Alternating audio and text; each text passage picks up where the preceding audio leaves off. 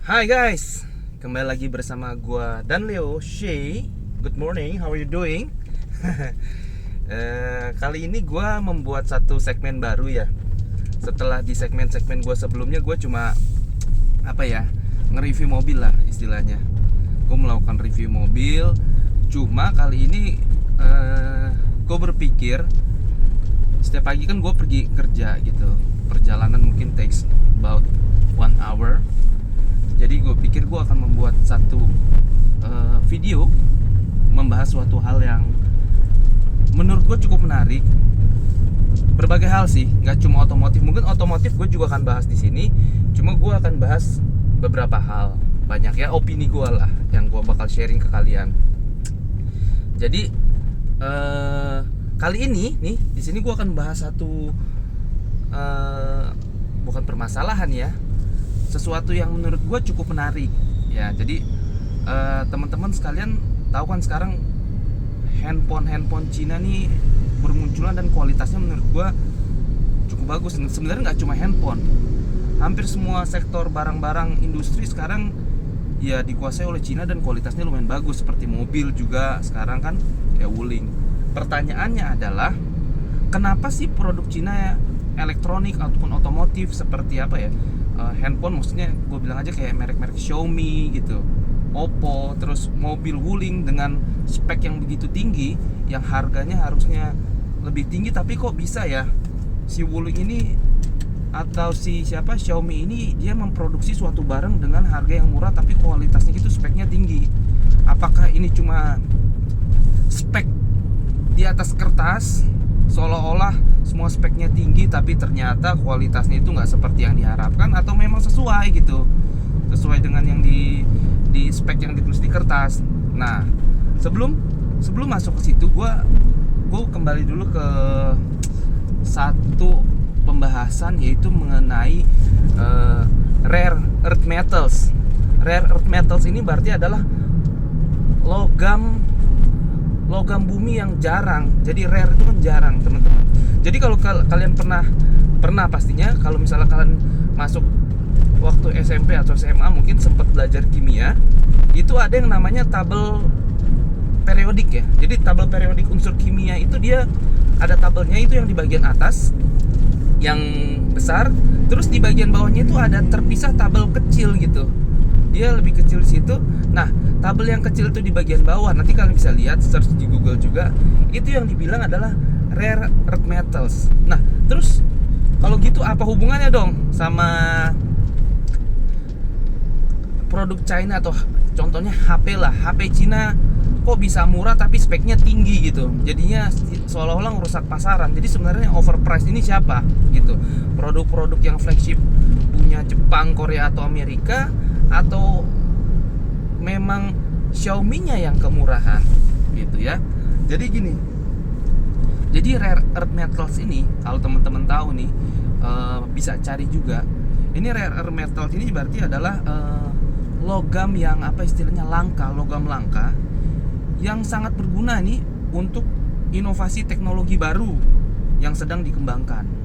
Jadi ternyata dalam mengembangkan teknologi baru, entah itu untuk smartphones, digital kamera, ataupun computer parts, terus bagian di elektronik di otomotif, itu ternyata rare earth metal logam ini, jadi logam langka ini ternyata sangat dibutuhkan teman-teman. Jadi nggak bisa, jadi kalau misalnya kita nggak menggunakan logam yang langka ini, istilahnya kita nggak bisa mengembangkan suatu teknologi baru. Jadi ini krusial. Jadi untuk mengembangkan suatu teknologi baru dalam bidang elektronik seperti smartphone, komputer, dan digital kamera ternyata membutuhkan logam langka ini. Nah, sejarahnya adalah jadi sebelum tahun 1948 penambangan sama produksi logam langka ini ternyata itu sampai tahun 1948 ya, itu di India dan Brasil. Jadi didominasi oleh India dan Brasil. Nah, cuma karena India dan Brasil itu waktu tahun segitu juga termasuk negara yang tidak berkembang, Jadi yang mereka lakukan adalah menambang, lalu mereka mengekspor, dibeli oleh negara-negara lain yang maju, gitu kan? Itu. Terus sesudah itu tahun 1950-an, teman-teman, logam langka ini didominasi diproduksinya ternyata ditemukannya kebanyakan di South Africa. Jadi di Afrika Selatan, kayak gitu. Kembali lagi, South Africa itu kan jajahan Inggris. Cuma gue nggak tahu apakah secara sejarah di tahun segitu Inggris udah menduduki mereka. Gue lupa maksudnya teman-teman. Tapi waktu itu juga mereka termasuk negara yang belum terlalu berkembang lah, nggak berkembang, apalagi negara Afrika kan maksudnya gitu. Jadi mereka nggak punya kesempatan untuk mengembangkan teknologi tersebut, tapi mengekspornya ke negara-negara lain maju yang membutuhkan, kayak gitu. Lalu di tahun 1960 sampai tahun 1980-an ternyata logam langka ini ditemukan banyak di daerah di United States, di Amerika.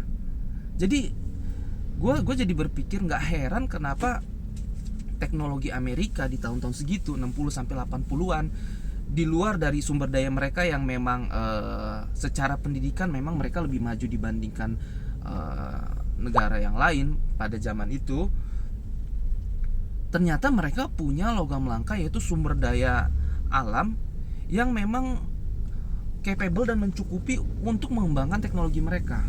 Nah itulah gue nggak heran kenapa industri Amerika, baik otomotif atau elektronika waktu itu ya, kalau mau bilang brand-brand untuk elektronik ya semua orang pasti milihnya brand-brand dari US ya, maksudnya ya. Mungkin ya gue nggak ngerti, ini opini gue dan pemikiran gue juga ya, mungkin karena waktu itu banyaknya ditemukan di sana, mereka bisa explore, dan mereka karena mereka punya sumber daya dan teknologi yang memadai, mereka juga bisa mengembangkan teknologi menggunakan logam langka tersebut. Nah gitu. Tapi teman-teman, semua itu bergeser sejak tahun 2017. Ternyata yang setelah gue explore ya, gue cari, ternyata sekitar 80% dari supply logam langka ini ternyata itu dikuasai oleh China, teman-teman. Nah, masuk di sini suatu pemikiran yang menurut gue cukup menarik. Mungkin ya sebelumnya China ini seperti yang kita tahu dari dulu itu paling hebat untuk mengcopy lah segala macam barang. Kalau di Cina bisa dikopi, bentuknya mungkin sama tapi kualitasnya kurang. Itu menunjukkan apa? Ternyata industri di China, even industri rumahannya itu sudah sangat maju. Jadi industri rumahan mereka untuk membuat logam, plastik itu udah sangat maju sekali. Bahkan kebanyakan ya, karena kebetulan gue bekerja di sektor banking, banyak nasabah-nasabah gue yang pabrik manufacture, mereka beli barang tuh dari China. Dan mereka nggak semuanya beli dari pabrikan-pabrikan besar China, banyak juga yang beli dari industri rumahan yang lokasinya itu di remote area, harganya jauh lebih murah dengan kualitas yang bisa terpakai. Kalau misalnya diproduksi di Indonesia mungkin costnya bisa berkali-kali lipat, cuma di China karena mereka sudah terbiasa dengan industri seperti itu, jatuhnya ya itu teknologi yang gampang buat mereka. Industri rumahan aja udah bisa bikin kayak gitu. Nah, pemikiran gua adalah, dan gue juga ada beberapa dengar dari beberapa teman gitu, yang membuat China itu kenapa produk elektronikanya bisa murah, yaitu yang pertama karena mereka ternyata mereka sejak tahun 2017 mereka itu yang supply 81%. Mungkin sebelum tahun 2017 itu mereka itu berpikir ya udahlah ekspor aja logam langkanya gitu ke negara-negara maju gitu yang lainnya gitu, ke US, ke Korea, ke Jepang. Itulah kenapa sebabnya sebelum tahun 2017 merek-merek handphone itu dikuasai, maksudnya yang merek-merek handphone itu yang laku itu dikuasai oleh flagship dari brand-brand dari US. Ya mungkin kayak ya kalian tau lah, gue sebut merek aja nggak apa-apa ya, iPhone, terus Korea Samsung, terus mungkin dulu di Jepang ada Sony Ericsson. Kalau Ericsson kan dia ada joint venture ya, Sony, seperti itu teman-teman. Nah gue pikir ya mungkin karena China-nya nggak serius untuk mengembangkan dia punya teknologi, jadi istilahnya industri sampai barang jadinya itu dia nggak serius untuk lakukan, jadinya dia cuma ekspor, dan dia ekspor itu dalam harga yang cenderung nggak tinggi. Jadinya harga-harga handphone, coba kalian lihat flagship zaman dulu harganya berapaan sih? 7 juta, 10 juta. Gue masih inget dulu Samsung flagship aja yang Samsung S6 7 juta 10, sampai 10 juta. Di luar dari memang harga inflasi dari kenaikan barang-barang. Tapi kalau menurut gue dibandingkan sama sekarang, harga flagshipnya itu buset. Untuk Samsung atau iPhone aja itu udah 20 jutaan lebih. Which is ya menurut gue kalau lu punya uang dan menurut lu itu kan kapasitas finansial orang kan berbeda-beda ya. Kalau menurut kalian ya harga segitu murah untuk teknologi yang didapatkan, ya silahkan. Cuma opini gua ternyata setelah saat-saat ini bermunculan handphone Cina itu seperti Xiaomi, apalagi ya Xiaomi itu yang ternyata menawarkan teknologi yang sama, bahkan ada beberapa hal yang mereka lebih unggul dengan harga lebih murah. Mungkin kalian bisa lihat handphone Xiaomi terbaru ya, Mi 11 itu dengan spek yang luar biasa sekali teman-teman, dengan istilahnya apa ya, apa sih hertznya itu ya, hertz layarnya itu istilahnya lebih tinggi dibandingkan handphone Samsung. Kamera speknya bagus, terus dia punya tingkat kecerahan layar sama resolusi layar juga sangat tinggi sekali. Itu bahkan harganya cuma di kisaran 11 sampai 12 juta. Gua nggak tahu sekarang udah 10 atau belum ya. Nah, kayak gitu. Belum yang varian di bawahnya yang sebenarnya lebih dengan kualitas bagus, tuh mungkin belum menggunakan layar AMOLED ya. Kayak gitu. Karena kan kalau flagship itu sebenarnya khususnya kayak Samsung itu kan kelebihan mereka memang dia punya layar, dia pakai Super AMOLED, which is it is very good, teman-teman. Jadi setelah di situ gue berpikir nih teman-teman nih, tunggu bayar tol dulu teman-teman. Jadi gue ini menuju ke Jakarta nih teman-teman. Rute gue setiap hari itu adalah Jakarta, dari BSD ke Jakarta teman-teman. Cuma gue combine, gue nggak lewat tol terus, tapi gue combine. Jadi tol habis itu gue keluar. Karena menurut gue satu, selain menghemat di kantong, yang kedua perbedaan waktunya juga nggak jauh teman-teman. Bahkan kadang-kadang bisa lebih cepat. Kondisi begini pas lagi, ini kan lagi PPKM ya, istilah sekarang PPKM sampai tanggal 5 Juli, WFH-nya kan sampai 75% untuk sektor ekonomi yang tidak menunjang kebutuhan publik ya, atau industri dasar itu WFH-nya 75%. Jadi menurut gue jalanan sekarang lagi sepi banget teman-teman. Mungkin bisa lihat nih sekarang dari tadi jalanan tuh sepi banget teman-teman. Jadi waktu nyampe ke kantor juga jadinya lebih cepet gitu. Oke, anyway, udah ngalor ngidul kemana-mana gara-gara bayar tol. Gue balik lagi ke satu ini ya, pembahasan. Jadi ternyata setelah gue lihat, gue mulai berpikir gitu. Orang-orang kan kadang-kadang berpikir apa bener nih kualitasnya bagus gitu kan. Setelah gue berpikir, ternyata China ternyata karena mereka memiliki suplai logam langka yang berlimpah, 81% suplai dunia itu disuplai oleh mereka logam langkanya. Itu gua rasa yang opini gua, mereka mulai berpikir kenapa mereka nggak masuk ke industri jadi, mengembangkan brand elektronika, mengembangkan brand mobil yang bisa bersaing dengan yang merek-merek yang udah ada. Nah, terbukti teman-teman, spek-speknya tinggi. Jadi menurut gua nih, opini gua pribadi, gua nggak tahu teman-teman kalau misal punya opini lain, mungkin teman-teman bisa kasih masukan ke gua salah atau apa enggak. Ini opini gua pribadi. Karena China sudah sangat serius untuk mengelola sumber daya alam mereka, teknologi logam langka, dan mereka juga sebenarnya memiliki kapabilitas teknologi industri yang sudah sangat maju.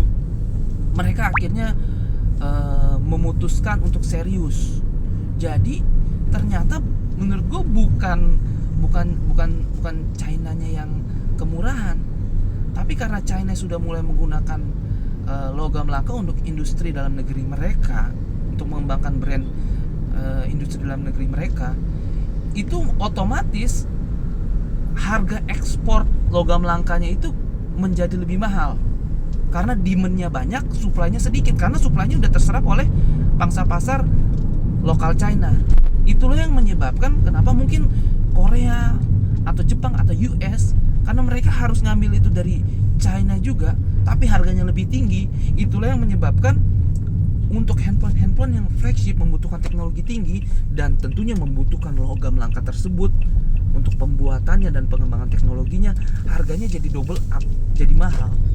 Sedangkan China sendiri, mereka dengan mengembangkan karena logam langkanya punya mereka langsung dari bahan baku, setelah mereka tambang itu mereka langsung masukkan ke industri dalam negeri mereka, harganya jauh lebih murah. Jadi nih make sense menurut gua. Kenapa? Jadi sebenarnya kualitasnya itu nggak kalah kalau menurut gua ya, opini gua nih, kalau menurut gua ngapain kita beli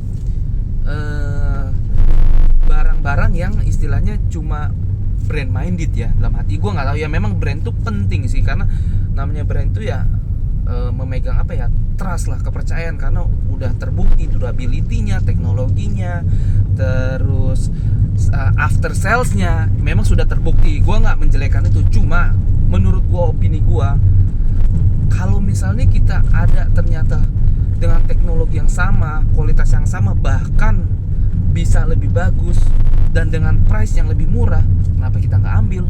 Kenapa kita mikirin cuma brandnya aja? Karena setelah gua temukan fakta ini, make sense semuanya. Jadi bukannya China yang ternyata overspec secara apa ya, secara tertulis dia cuma wah asal ngecap deh, oh kapasitas segini, tapi ternyata karena dia punya kemampuan dan sumber dayanya itu ada di dia, makanya harganya murah. Itulah sebabnya teman-teman, handphone yang kayak mungkin Xiaomi atau mobil Wuling sekarang teknologinya ya, sekarang yang lagi di otomotif ya, yang lagi happening sekarang nih teknologinya nih, itu adalah teknologi apa ya, semi autonomous ya. Jadi mengendara dengan semi otomatis, bahkan yang sampai fully otomatis ya teman-teman, full otomatis itu sekarang lagi happening. Semuanya sekarang pakai begitu, Honda Sensing segala macem udah mulai kayak gitu. Nah ternyata kayak ya kalian tahu lah, kayak Wuling sekarang juga udah ada seperti itu, udah advance juga dengan harga ya hampir setengahnya dari yang mobil-mobil yang keluaran Jepang atau Amerika seperti itu. Makanya, tapi apakah kualitasnya sama? Kalau menurut gua sama. Terus yang bikin murah apa? Ya ini, karena logam langkanya itu punya mereka, teknologinya mereka bisa kembangkan gitu, jadinya mereka bisa punya harga yang murah. Anyway teman-teman mungkin nanya yang kalian sebenarnya bisa nyari sih logam-logamnya apa segala macam, cuma mungkin gua ada beberapa logam yang mungkin logam apa sih itu bro, maksudnya lu cuma asal bilang logam langka tapi apa sih, ini gua sambil nyontek ya soalnya namanya susah nih. Contohnya yttrium, gue nggak tahu bacanya benar apa enggak. Soalnya nih kalau secara apa namanya, kalau secara tulisan tuh ejaan tuh yttrium, yttrium ya, gue nggak salah aja. Ya yttrium ini logam langka yang digunakan sebagai campuran ya, ada sebagai aditif, dia bilang aditif untuk satu dunia kedokteran, untuk cancer treatments. Nah dia juga bisa buat apa ini? Bisa buat di kamera digital ya, kamera digital di smartphone juga dia bisa. Banyak fungsi yang lain. Cuma ini karena terkait sama smartphones atau otomotif, jadi gue bahas yang situ aja nih. Gue cari yang memang logam langkanya dipakai untuk industri itu teman-teman. Terus yang kedua namanya lantanum. Nah lantanum ini dipakai untuk di elektroda baterai, terus kamera, lensa teleskop. Jadi memang spesifik untuk lensa kamera ini ternyata pakai campuran si lantanum ini. Terus neodymium. Nah, ini dipakai untuk pembuatan motor elektrik pada mobil listrik, teman-teman. Jadi setelah gua baca ini semuanya jadi make sense. Jadi make sense kalau menurut gua sekali lagi opini gua. Jadi jangan teman-teman nanti ngomong lu asal ngomong atau ini kan opini gua. Ya teman-teman, opini gua jadi make sense kenapa produk China sekarang speknya bisa tinggi tapi harganya murah. Jadi menurut gua sih, gua nggak encourage dan ini bukan saran untuk membeli atau apa. Cuma gua pribadi sudah mulai beralih sih, dan setelah gua buktikan sendiri, gua coba pakai, ternyata it's the same sama aja teman-teman, sama aja. Dan bahkan gue lebih happy karena harganya lebih murah. Dan ya di luar dari brand ya teman-teman, kalau masih ya brand minded ya menurut gue ya itu urusan kalian sih. Tapi kalau gue terus terang bukan tipikal orang yang brand minded. Gue lebih ke tipikal apa ya, secara fungsional, secara spek udah terpenuhi atau belum. Kalau memang bisa dapat yang lebih murah dengan spek yang lebih tinggi, kenapa enggak? Dan kualitasnya bahkan sama atau lebih bagus, kenapa enggak? Kenapa kita harus bayar yang lebih mahal? Karena at the end of time, brand itu sebenarnya kalau menurut gue itu kepuasan pribadi sih. Menurut gue suatu kepuasan pribadi karena lu bisa membeli brand tersebut. Mana ada contohnya orang beli brand mahal terus dia tunjukin, gue pakai ini nih, gue pakai ini, gue pakai ini, gue pakai ini nih, baju nih gue tunjukin nih mereknya ini nih, segala macem. At the end of time kan pada saat lu pakai baju atau lu gunakan suatu produk, lu nggak bakal, ya lu kalau sampai lu nunjukin berarti lu norak sih kalau menurut gua. Lu tunjukin gue pakai iPhone, gue pakai Samsung terbaru, enggak sih. Which is itu akan jadi pride ketika ada orang yang ngerti bahwa itu adalah branded, jadi lu pakai ini di mana kayak gitu. Itu hanya suatu menurut gua buat kepuasan pribadi aja sih, dan secara apa, boost up your psikologi. Jadi istilahnya percaya diri lo tuh bertingkat secara pribadi. Karena gue tahu kok gue pakai brand yang bagus, harganya mahal, gue pakai buat itu, tapi orang lain belum tentu tahu bro. Gitu sih, itu pandangan gue soal branded. Walaupun kalau misalnya punya uang lebih, ya lo mau beli branded goods, no problem, buat 1-2. Kadang-kadang pada saat kita berada di status sosial tertentu atau kita mau masuk ke networking tertentu, which is memang berguna untuk mengembangkan pekerjaan kita atau usaha kita, ya branded goods itu diperlukan. Nah pada saat kondisi seperti itu, branded goods jatuhnya bukan sebagai investasi negatif. Nanti gue bahas apa itu investasi negatif dan investasi positif pada segmen berikutnya. Tapi itu jadinya masuk pada investasi positif. Kenapa? Karena dari istilahnya keinginan menjadi kebutuhan, keperluan. Dia bergeser dari tadinya keinginan dia, karena jadinya perlu teman-teman. Karena kalian untuk masuk ke komunitas tersebut, untuk mengembangkan kalian punya network, bisnis atau usaha, ya kalian harus menggunakan branded goods agar bisa diterima di kalangan sosial tertentu. Nah itulah kenyataannya seperti itu teman-teman. Tapi anyway, menurut gua, kalau opini gua sih nggak ragu, karena gue udah menemukan fakta ini, dan setelah digunakan juga ternyata no problem tuh teman-teman. Kayak merek-merek China seperti Xiaomi segala macam sampai sekarang nggak ada masalah. Durability, after sales-nya bagus, harganya murah, nggak ada masalah. Bahkan kalau gue lihat di youtuber yang bahas soal handphone Xiaomi, semuanya bilang katanya bagus kok, kagak ada yang bilang jelek, semuanya satisfy dengan harga yang dapat segitu. Begitu pula dengan merek mobil Cina, contohnya langsung aja Wuling ya, kayak gitu. Youtuber juga nggak ada yang bahas negatif, mungkin hanya kalah di brand aja. After salesnya bagus, servisnya murah banget teman-teman. Lu nggak bisa bayangkan. Kalian cek aja nanti youtuber yang bahas berapa sih sebenarnya servis mobil China itu. Wuling apa kek, murah banget teman-teman. bahkan setengah lebih, harga lebih murah daripada merek pabrikan Jepang ya teman-teman yang kita udah kenal saat ini. Oke teman-teman, mungkin kali ini gue cuma mau sharing seperti itu aja. Jadi ini segmen baru, gue harap teman-teman suka, teman-teman kasih opini. Gue nggak banyak gue nggak kasih editan banyakan ini itu karena menurut gue ya nggak apa-apa sih, cuma gue terus terang lagi nggak punya waktu untuk itu. Tapi gue pengen sharing sama kalian, jadinya gue manfaatkan waktu, bukan waktu senggang sini, karena gue sambil nyetir juga kan. Waktu kosong gue daripada gue ngapa-ngapain, gue mau sharing hal-hal yang ya thoughts gue lah, yang mungkin bisa membantu kalian untuk mempertimbangkan sesuatu atau sebagai ya gitulah teman-teman. Oke teman-teman, jadi jangan lupa like dan subscribe YouTube channel gua. Gua harap gua juga thank you buat teman-teman yang udah sampai saat ini masih subscribe. Walaupun subscriber gua masih sedikit, ya nggak apa-apa teman-teman. Kita yang penting mencoba. Jadi nanti gue janji deh sama temen-temen, kalau seandainya gue mencapai suatu subscriber tertentu pasti akan ada giveaway juga. Giveaway apa ya? Giveaway ala-ala gue lah. Disesuaikan sama kantong dan budget gue, temen-temen. Nggak seperti yang lain. Jadi nggak tahu gue nanti kalau misalnya lo berkembang bisa jadi kontennya cuma buat giveaway doang. Kayak gitu kan sekarang, kalau YouTuber yang terkenal udah nggak peduli kontennya, giveaway-nya aja yang dipentingin dan rame.